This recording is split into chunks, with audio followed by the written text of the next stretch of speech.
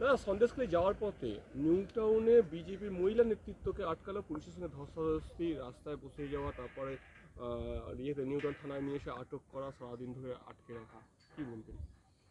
এই দেখো, টিএমসি এখন মোড়া বাঁচা লড়াই হয়ে গেছে সন্দেশখালী।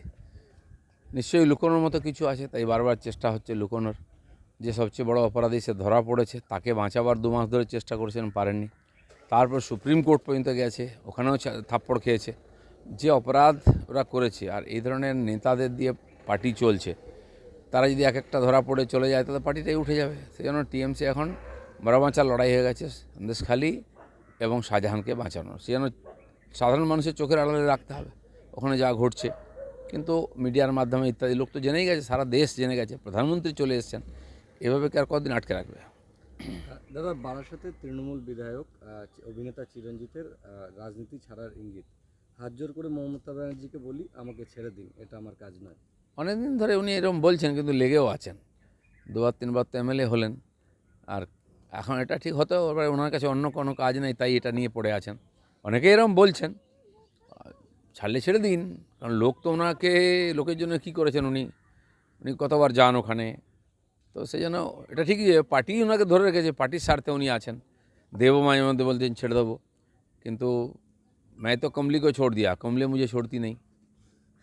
দাদা, লোকসভা ভোটের আগেই কেন্দ্রীয় সরকারি কর্মচারীদের 4% ডিএ বৃদ্ধি, আর এদিকে রাজ্যের যে 4% ডিএ বৃদ্ধির ঘোষণা হয়েছে, সেটা কিন্তু মে মাসে হবে। কী বলবেন? কেন্দ্র তার কর্মচারীদেরকে যা দেওয়া উচিত সুবিধা দিচ্ছে প্রতিনিয়ত। তাই নয়, শুধু সাধারণ মানুষ তারাও যাতে উপকৃত হন, তাদের বিভিন্ন প্রকল্পের মাধ্যমে সুবিধা দিচ্ছেন। আর পশ্চিমবাংলায় খালি প্রস্তুতি দেওয়া হয়, ঘোষণা হয়ে যায় ডিএ, কবে পাবে কেউ জানে না। তো যেহেতু কম্পিটিশান করতে হবে, দেখাতেও, তাই বলা হচ্ছে ভাঁড়ে মা ভবানী, পার্টির লোকেদের পুষতে পয়সা চলে যাচ্ছে, কর্মচারীদের কী করে দেবে? দাদা, এবার দলীয় নেতৃত্বের একাংশের বিরুদ্ধে টাকা নিয়ে কারখানায় লোক ঢোকানোর অভিযোগ। দলের ঝান্ডা আর মুখ্যমন্ত্রী মমতা বন্দ্যোপাধ্যায়ের ফ্লেক্স হাতে নিয়ে রাস্তায় খোদ তৃণমূল কর্মীদের একাংশ। টিএমসি ঝান্ডাটা তো হচ্ছে ব্যবসায়ের লাইসেন্স সব জায়গায়, পার্টি অফিসগুলো হচ্ছে সব ডিল করার অফিস। তো সেই জন্য এটা নতুন কিছু নাই, যত জায়গায় জোর করে ঢোকানো হয়, সমস্ত মিউনিসিপ্যালিটিতে জোর করে লোক ঢোকানো হয়েছিল টাকা নিয়ে, প্রমাণ হয়ে গেছে, ইনকোয়ারি চলছে সিবিআই। এই যে ব্যাপক দুর্নীতি আর লুটপাট চলছে, সমস্ত ক্ষেত্রে এটা ছড়িয়ে পড়েছে, সবাই জানে, মানুষ জানে, কিন্তু মানুষ বলবে কোথায়? বললে তো সন্দেশখালী হয়ে যাবে। দাদা, বিএলআরও অফিস দপ্তরের সামনে আত্মঘাতী, কীটনাশক খেয়ে আত্মঘাতী, দীর্ঘ 1 বছর যাবৎ জমি নিয়ে বিবাদ। ভূমি সংস্কার দপ্তরের সামনে আত্মঘাতী চোপড়ার বাসিন্দা নুরুল হক। এই যে দুয়ারে সরকার করা হচ্ছে এ ধরনের সমস্যা সমাধানের জন্য, তাহলে এত টাকা খরচা করে কর্মচারীদের অফিস থেকে তুলে নিয়ে এসে দুয়ারে সরকারের নাটক করার কী দরকার আছে? মানুষ যদি জাস্টিস না পায়, মানুষের সমস্যার সমাধান না হয়, এটা তো ওখানে সমাধান করার কথা ছিল, কেন হচ্ছে না? নিশ্চয়ই পার্টির লোক তার মধ্যে ইনভলভ আছে, জমি দখল করে রেখেছে, তাই ছাড়াবার নেই।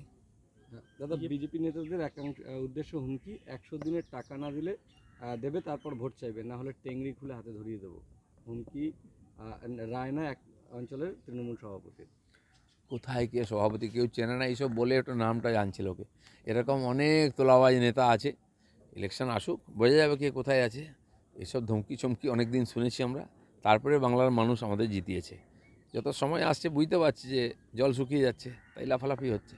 শেখ শাহজাহানের বাড়িতে আবার সিবিআই চলবে যতক্ষণ যেখানে ওর টাকা পয়সা আছে। 13 কোটি টাকা মাত্র এখন বাজেয়াপ্ত হয়েছে, এরকম 600 কোটি টাকা আছে, বিভিন্ন জায়গায় ইনভেস্ট আছে, কলকাতা পর্যন্ত বিভিন্ন ব্যবসায়ীদের কাছে ইনভেস্ট করেছে, জমি জায়গা বাড়ি